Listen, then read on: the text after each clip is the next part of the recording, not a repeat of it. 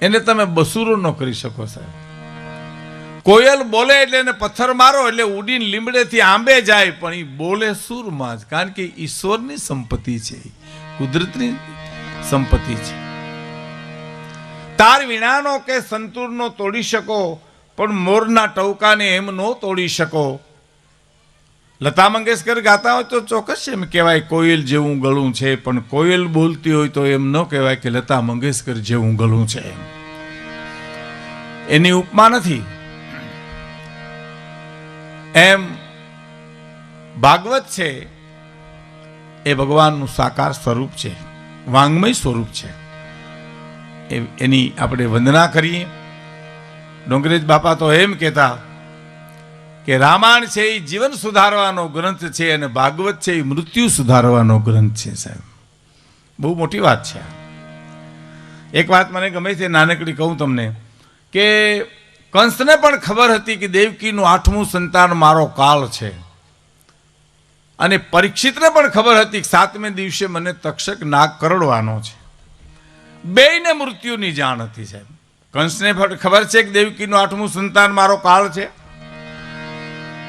પરીક્ષિતને પણ ખબર છે 7મે દિવસે મને તક્ષક નાગ કરડવાનો છે. પણ હવે સાંભળજો મિત્રો, જે સંતોએ એના અર્થ કર્યા છે, કંસ મોતને પકડવાના પ્રયત્ન કરે છે, પરીક્ષિત છે એ મૃત્યુને સુધારવાના પ્રયત્ન કરે છે.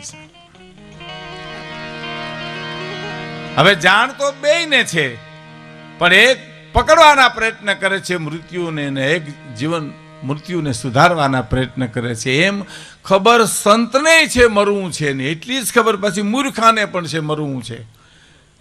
પણ સંત બિસ્તરો બાંધીને કુટિયામાં બેઠો હોય, ગાયલ હું તો તારી રાહ જોઈને બેઠો છું. એમ સંત મોતને પકડે છે કે વયું આવ્યા નહીં, મોત મૂર્ખાને પકડે છે કે અમે લેવા આવ્યા તને. એમ ભાગવત છે એ તો ભગવાનનું સાકાર સ્વરૂપ છે. એની એક થોડીક વંદના કરીને મારે તમને આનંદ કરાવો છે. જુનાગઢમાં આ ક્ષેત્રમાં મને 50 વર્ષ થયા. જુનાગઢ મને 50 વર્ષ સુધી સાંભળ્યો છે સાહેબ. 20 વર્ષની મારી ઉંમરે હું સ્વામિનારાયણ ચોકમાં પ્રાણભાઈ દિવાલીબેન ને હું એમના સ્ટેજ ઉપર આવ્યો ત્યારે મારી 20 વર્ષની ઉંમર હતી. આજે મારે 70મું વર્ષ ચાલે છે, અને આજે જુનાગઢ તમારા સામે તમે મને સાંભળો છો. એથી મારે વિશેષ સન્માન જ ક્યું જોઈએ? મારે બીજું જોઈએ શું? મારા જીવનમાં ઘટે શું કે જુનાગઢ 50 વર્ષ સુધી આપને સાંભળે?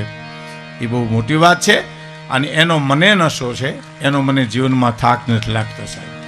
મોહનભાઈ મારા બહુ જૂના મિત્ર, આ બધા મહેન્દ્રભાઈ છે, આ બધા મારા બહુ જૂના મિત્રો છે સાહેબ. વર્ષોથી મને સાંભળે છે, અને તમે સાંભળો કે ન સાંભળો, પણ હું મને બહુ સાંભળું છું સાહેબ. હું જે બોલું છું એ મને ગમે છે. હા, પોતાને પોતાનું વાત ગમવી જોઈએ, પોતાનું ગીત પોતાને ગમવું જોઈએ. હા, પોતાને ન ગમે તો પછી બીજાને ગમવાનું જ નથી. પણ મારે વંદના ભાગવતની કરવી છે.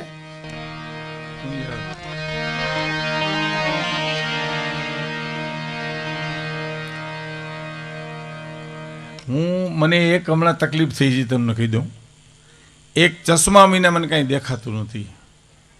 આ ચશ્મા ચડાવીને જોઉં એટલે કોણ ક્યાં બેઠું મને બરાબર, જેવું ઉતારું એવું ધબો નમહા. કોણ ઉઠીને હોઈ ગયું, કોણ બેસી ગયું, એ આપને કાંઈ ખબર પડતી નથી. અને બીજું, હું ભૂલી બહુ જાઉં છું. એટલે આપણા સાંસદ સભ્ય, શું નામ, રાજેશભાઈ ચુડાસમા, મારા જૂના મિત્ર, નાનો હતો ત્યાંથી મને માંગરોળને ચોરવાડ સાંભળે, એનું નામ કયું નો હું યાદ કરું છું. એમાં હું કેટલું સાહિત્ય ભૂલી ગયો ટાણે લ્યો. રાજેશભાઈ ચુડાસમા, બોલો હવે આ બધું છે એ તમારે હવે સહન કરવાનું રહેશે સાહેબ.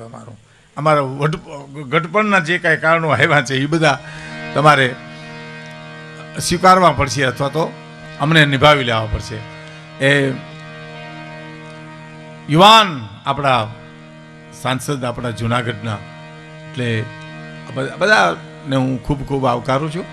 પણ ભાગવત ભગવાનની વંદના કરી લઉં આપણે, કે અત્યારે તમને મને કોઈ જય શ્રી કૃષ્ણ ન કરે, જય માતાજી ન કરે, સીતારામ ન કરે, રામ રામ ન કરે, તો બહુ ખોટું ન લગાડવું, બહુ ખોટું નહીં લગાડવાનું. જો હરીશભાઈ દેસાઈ લ્યો, હરીશભાઈનું નામ મને હમણાં યાદ આવ્યું છે, દેસાઈ સાહેબ બોલ્યો હતો. એટલે એ બધું રહેવાનું છે. એ તો જે યાદ આવશે દેવરપા તમારા સામે હરીશભાઈ તો મારા મિત્ર એના પિતાજી શંભુભાઈ જૂનું પડ્યું હોય ને એ બધું તરત જ બહાર આવે એમ, કારણ કે એ કોમ્પ્યુટરમાં જૂનું છે. શંભુભાઈની સાથે અમે બહુ બેસતા, પિંગલસિંહ બાપુ અને ખૂબ અમે લહેર કરેલી. એમના ઇતિહાસકાર એમના દીકરા હરીશભાઈ દેસાઈ અને બધાને ખૂબ ખૂબ હું આવકારું છું. અને હું ભાગવતની વંદના કરીને હું લોક સાહિત્ય ઉપર આપને હું આનંદ કરવા બધા પ્રયત્ન કરું છું. પણ મેં તમને કીધું કોઈ જે માતાજી ન કરે તો એનો અફસોસ ન કરો, જે માતાજી રામ રામ ન કરે એનું બહુ ખોટું લગાડવું, સીતારામ ન કહેજે.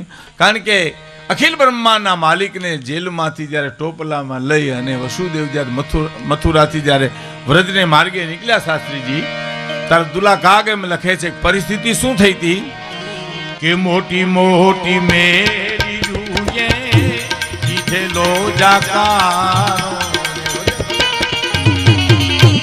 મોટી મોટી મેરી રૂએ દીધેલો જાકારો.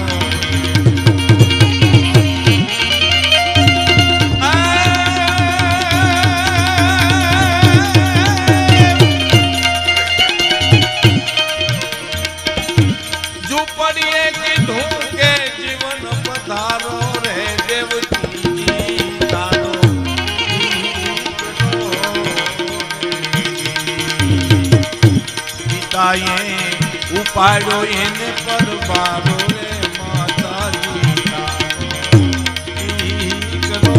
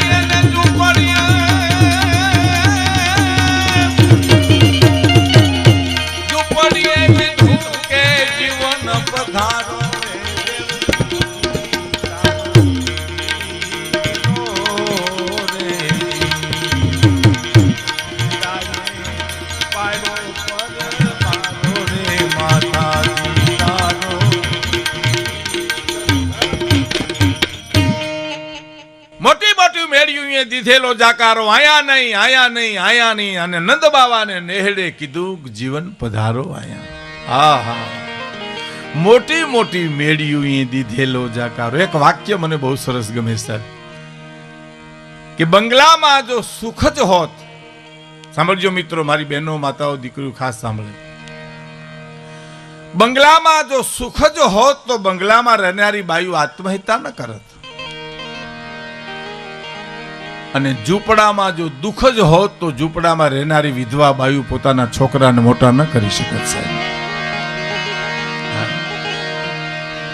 મોટી મોટી મેર્યું દીધેલો જાકારો, પણ નંદ બાવાને નેહડે કીધું કે જીવન પધારો આયા. હે ઝૂંપડીએ કીધું કે જીવન પધારો. દુલા કાગની કવિતા છે સાહેબ. હવે સાંભળજો. કાલી કાલી કોટડીને કાલીએ નિકાયા રે, કાલી કાલી કોટડીને કાલીએ નિકાયા,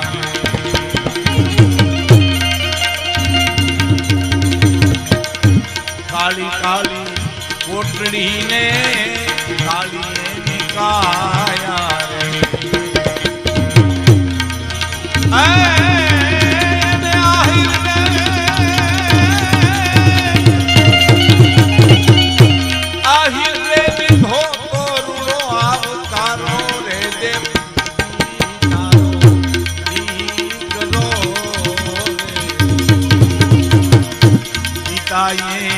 ઉપાડ્યો એને પરબારો રે માતાજી તારો કરો રે, માતાજી તારો. કાળી કાળી કોટડી અને કાળી એની કાયા, અને અને અંગણે વીટાણો છે કાળો અંધકારો રે દેવકીજી તારો દીકરો. અને વ્રજમાં પધાર્યા, ગોકુળમાં પધાર્યા, એની એક સ્તુતિ કહી અને પછી હું ભાગવત વંદના પૂરી કરી અને પછી મારી રીતે લોક સાહિત્યની વાતો કરું. પણ સાહેબ, જન્મો જન્મની પુણ્યની પૂંજી ભેલી થાય તારે માણસને પદ પ્રાપ્ત થાય છે. હવે આમાં આપણે બધા બેઠા છીએ, એમાં કોને હારું નથી થવું એ મને કયો છે? આખી દુનિયાને હારું થવું છે, અને હારું થવું હોય તો જ પ્રયત્ન કરવાના છે, ને કે ખરાબ તો છે જ. બોલો, ખરાબ થવા માટે પ્રયત્ન ન કરવો પડે. સમજાય મિત્રો? બહુ સરળ વાત છે આપણી આ. સારું થવું હોય તો પ્રયત્ન કરવાના છે, ખરાબ થવા માટે પ્રયત્ન કરવાના નથી. એ આપણે હારા ન થાય એટલે ખરાબ તો થઈ જ જવાય, એમ પ્રયત્ન ન કરવા પડે. આ લુગડાને ઉદલા કરવા હોય તો ધોવા પડે, પણ મેલા કરવાનો કોઈ પ્રોગ્રામ નથી સાહેબ. નો ધોવો એટલે મેલા તો થઈ જ જાય. બજારમાં હાવાના હાવણીઓ ખરીદવા જવાય, પણ કચરાના ગાડા ભરવા ન જવાય તો વાળો નહીં એટલે હુયો જ આવે. એમ સારું થવું હોય તો પ્રયત્ન કરવાના છે. જેને કંઈક મેળવવું છે, લાયક થવું હોય તો પ્રયત્ન કરવા પડે. ઉંમર લાયક તો ખાટલામાં પીડ્યા પાંગજ તોડતા થઈ જાવ તમે સાહેબ. સારું થવું છે, કોઈ પણ માણસને કંઈક કરવું છે, આ સંકલ્પો લેવાના છે, એની વિશે મારે બોલવું છું. અને આ બહુ સારો વિચાર સંજયભાઈ પરિવારને બધાને આવ્યો છે કે આવો આ સરસ આજના જે સંકલ્પો છે એની ઉપર હું તમને થોડું બોલવાનો છું. પણ મેં કીધું મારી એક ભાવના હું મારી વ્યક્ત કરી અને પછી આપણે આગળ જઈએ. તો મા જશોદાને આંગણે, મા જશોદાના આંગણાની માલિપા ભગવાન કૃષ્ણ રમે છે. ભાગવતમાં ખૂબ વર્ણન આવ્યું છે અને આવશે હજી. પગે ઘૂઘરીઓ બાંધી માં પકડવા જાય, પકડાય નહીં. પછી દુલા કાગ લખે છે, તારે નહીં જાતે શશી નહીં જાતે, રवि नहीं जाते, वहां कवि हम जाते हैं. बानी के प्रभाव से, पराक्रम से लेखनी के, सदियों के सोए हुए भावों को जगाते हैं, जिंदा करते हैं जान, मुर्दा दिलों में डाल जम हम काव्य सुधा धारा बरसाते हैं. नूतन हजारों रसिकों के दरबारों बीच बांधते समातो अनोखी छवि छाते हैं. तारे नहीं जाते शशि नहीं जाते, रवि नहीं जाते, वहां कवि हम जाते हैं. बोलो, रवि न जाए कवि, रवि न जाए सूर्य, चंद्र न जाए न्या रवि जाए, रवि न जाए न्या कवि जाए, कवि न जाए न्या पासा अनुभवी जाए. साहेब, अनुभवी ने कोठा हुज बહુ હોય. આ અભણ માણસ બોલે તો એ તમને મને આપણે ક્યાંય ભણવામાં ન આવે. મને હમણાં એક બાપાએ કીધું હતું કે સંસાર છે ને, મને કે ભીખુદાનભાઈ શેરડીના સાઠા જેવો છે. મેં કીધું એ કેવી રીતે? મને કે માંડ મજા આવે તો ગાંઠ આવીને ઊભી રહીએ. નથી, હાવ સાચી વાત નથી. લ્યો, નોય ત્યાંથી ભોમાંથી ભાલા નીકળે. હાવ હકના બેઠા હોય ત્યાં આવીને કોઈ આવીને કે તેલના ભાવ હળગી ગયા, પણ અમે હળગાવ્યા છે ભલા માણા, અમને તો ક્યાં બેહવા દે. આનું નામ સંસાર છે. तारे नहीं जाते शशि नहीं जाते रवि नहीं जाते वहां कवि हम जाते हैं। दुला काग मां गोकुळ में मां जसोदाना भाग्यનું વર્ણન કરતા કવિતા લખે છે સાહેબ, સાંભળજો કે માડી તારા કેટલા જન્મની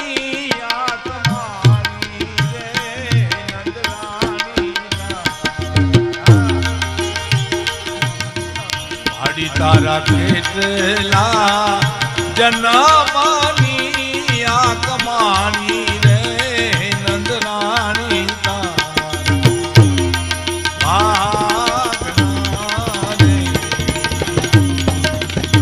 ये जी नंदरानी